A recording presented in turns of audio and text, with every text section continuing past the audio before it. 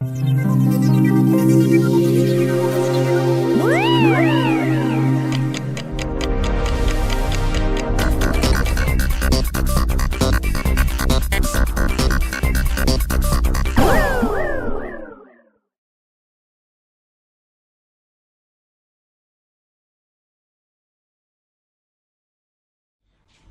theorized, and it is now commonly taught, that the Earth's ocean tides are caused by gravitational lunar attraction.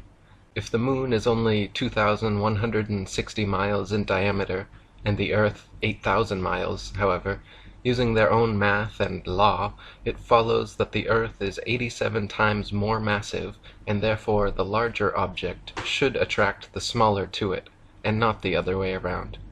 If the Earth's greater gravity is what keeps the Moon in orbit, it is impossible for the Moon's lesser gravity to supersede the Earth's gravity at Earth's sea level, where its gravitational attraction would even further out-trump the Moon's. Not to mention, the velocity and path of the Moon are uniform, and should therefore exert a uniform influence on the Earth's tides, when in actuality the Earth's tides vary greatly. Furthermore, if ocean tides are caused by the Moon's gravitation, how is it that lakes, ponds, and other smaller bodies of standing water remain outside the Moon's grasp, while the gigantic oceans are so affected? Thomas Winship wrote, "If the Moon lifted up the water, it is evident that near the land the water would be drawn away and low instead of high tide caused. Again, the velocity and path of the Moon are uniform, and it follows that if she exerted any influence on the Earth, that influence could only be a uniform influence. But the tides are not uniform. At Port Natal the rise and fall is about 6 feet, while at Beira, about 600 miles up the coast, the rise and fall is 26 feet. This effectually settles the matter that the Moon has no influence on the tides. Tides are caused by the gentle and gradual rise and fall of the Earth on the bosom of the mighty deep. In inland lakes there are no tides, which also proves that the Moon cannot attract either the Earth or water to cause tides. But the fact that the basin of the lake is on the Earth which rests on the waters of the deep shows that no tides are possible, as the waters of the lakes together with the Earth rise and fall, and thus the tides at the coast are caused, while there are no tides on waters unconnected with the sea." David Wardlaw Scott wrote, "Even Sir Isaac Newton himself confessed that the explanation of the Moon's action on the tides was the least satisfactory part of his theory of gravitation. This theory asserts that the larger object attracts the smaller, and the mass of the Moon being reckoned as only 1/8 of that of the Earth, it follows that, if by the presumed force of gravitation the Earth revolves round the Sun, much more for the same reason should the Moon do so likewise. Instead of which that wilful orb still continues to go round our world. Tides vary greatly in height, owing chiefly to the different configurations of the adjoining lands. At Chepstow it rises to 60 feet, at Portishead to 50, while at Dublin Bay it is but 12, and at Wexford only 5 feet. That the Earth itself has a slight tremulous motion may be seen in the movement of the spirit level, even when fixed as steadily as possible, and that the sea has a fluctuation may be witnessed by the oscillation of an anchored ship in the calmest day of summer. By what means the tides are so regularly affected is at present only conjectured. Possibly it may be by atmospheric pressure on the waters of the great deep, and perhaps even the Moon itself, as suggested by the late Dr. Robotham, may influence the atmosphere, increasing or diminishing its barometric pressure, and indirectly the rise and fall of Earth in the waters." Dr. Samuel Robotham wrote, "It is affirmed that the intensity of attraction increases with proximity and vice versa. How, then, when the waters are drawn up by the Moon from their bed and away from the Earth's attraction, which at that greater distance from the center is considerably diminished, while that of the Moon is proportionally increased, is it possible that all the waters acted on should be prevented leaving the Earth and flying away to the Moon? If the Moon has power of attraction sufficient to lift the waters of the Earth at all, even a single inch from their deepest receptacles, where the Earth's attraction is much the greater, there is nothing in the theory of attraction of gravitation to prevent her taking to herself all the waters which come within her influence. Let the smaller body once overcome the power of the larger, and the power of the smaller becomes greater than when it first operated, because the matter acted on is now nearer to it. Proximity is greater, and therefore power is greater. How then can the waters of the ocean immediately underneath the moon flow towards the shores and so cause a flood tide? Water flows, it is said, through the law of gravity or attraction of the earth's center. It is possible, then, for the moon, having once overcome the power of the earth, to let go her hold upon the waters, through the influence of a power which she has conquered, and which therefore is less than her own? The above and other difficulties which exist in connection with the explanation of the tides afforded by the Newtonian system have led many, including Sir Isaac Newton himself, to admit that such explanation is the least satisfactory portion of the theory of gravitation. Thus we have been carried forward by the sheer force of evidence to the conclusion that the tides of the sea do not arise from the attraction of the moon, but simply from the rising and falling of the floating earth in the waters of the great deep. That calmness which is found to exist at the bottom of the great seas could not be possible if the waters were alternately raised by the moon and pulled down by the earth. Bearing this fact in mind, that there exists a continual pressure of the atmosphere upon the earth, and associating it with the fact that the earth is a vast plain stretched out upon the waters, and it will be seen that it must of necessity slightly fluctuate or slowly rise and fall in the water. As by the action of the atmosphere the earth is slowly depressed, the water moves towards the receding shore and produces the flood tide, and when by the reaction of the resisting oceanic medium the earth gradually ascends and the waters recede, and the ebb tide is produced. This is the general cause of tides. Whatever peculiarities are observable, they may be traced to the reaction of channels, bays, headlands, and other local causes. That the earth has a vibratory or tremulous motion, such as must necessarily belong to a floating and fluctuating structure, is abundantly proved by the experience of astronomers and surveyors. If a delicate spirit level be firmly placed upon a rock or upon the most solid foundation which it is possible to construct, the very curious phenomenon will be observed of constant change in the position of the air bubble.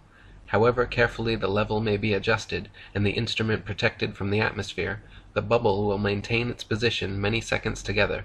A somewhat similar influence has been noticed in astronomical observatories, where instruments of the best construction are placed in the most approved positions, and cannot always be relied upon without occasional readjustment.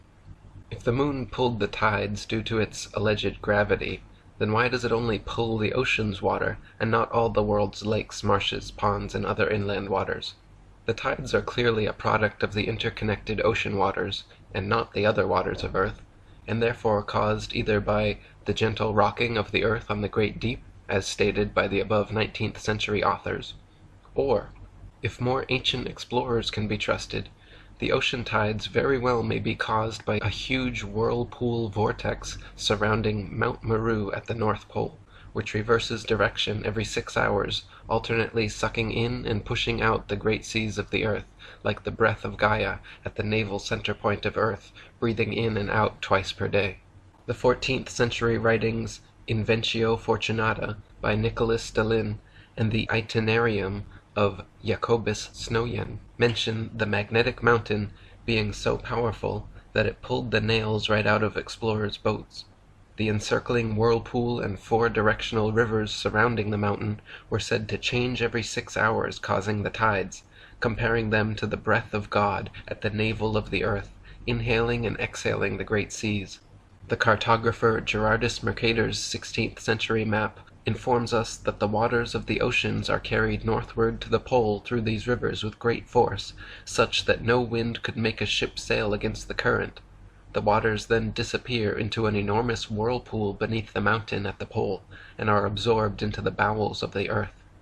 On Gerardus Mercator's map he wrote, "A monstrous gulf in the sea towards which from all sides the billows of the sea coming from remote parts converge and run together as though brought there by a conduit. Pouring into these mysterious abysses of nature, they are as though devoured thereby, and should it happen that a vessel pass there, it is seized and drawn away with such powerful violence of the waves, that this hungry force immediately swallows it up, never to appear again." Fridtjof Nansen has found mentions of a great northern whirlpool in Norse legends of the world's well, Velgamur, which causes the tides by pushing and pulling waters through its subterranean channels.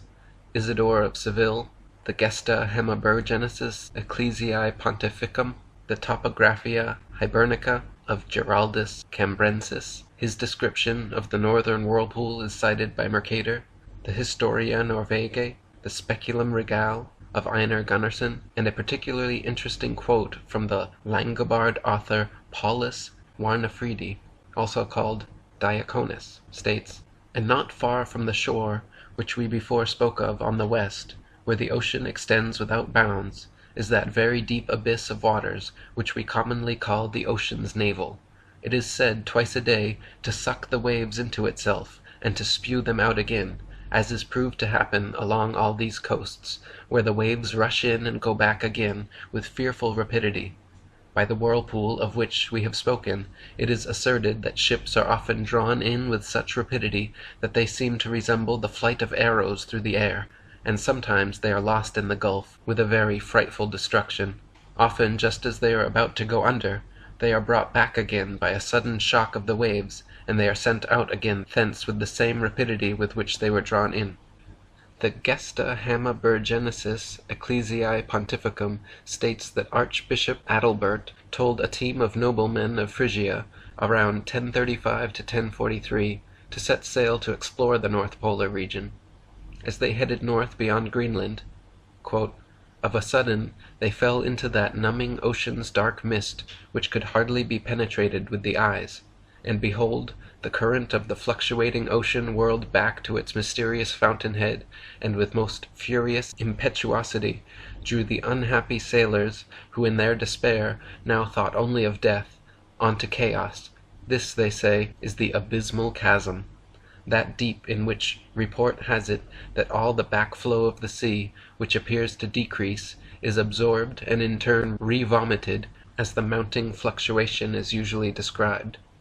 As the partners were imploring the mercy of God to receive their souls, the backward thrust of the sea carried away some of their ships, but its forward ejection threw the rest far behind the others. Freed thus by the timely help of God from the instant peril they had had before their eyes, they seconded the flood by rowing with all their might." So in short, what is the cause of the tides? Well, it is clearly not the supposed gravity of the moon, a smaller object than the earth, far away from the earth, somehow pulling the tides up in a uniform way, as this doesn't happen. Alternately, it could be, as Samuel Rowbotham proposed, that it is simply the gentle fluctuation of the earth on the waters of the great deep causing the tides. However, this explanation alone fails to provide an answer for the regularity of tides coming in every 6 hours and going out alternately every 6 hours, to which these ancient explorers offer a possible explanation, and this also, curiously, could be why the flight and sailing restrictions at the North Pole, why people like Rodney Clough were turned away when their vessel tried to explore the North Pole. Russian military vessels and other ships explore the area, making sure that we don't take our own independent explorations to the North Polar region. So what are they hiding there? Does this magnetic Mount Meru actually exist? Is there actually a whirlpool spinning around it with 4 directional rivers constantly sucking in and pushing out the waters of the earth in 6-hour intervals? It sure would be nice if the UN and world governments would allow us to independently explore the Arctic and Antarctic so we could find answers to questions like these.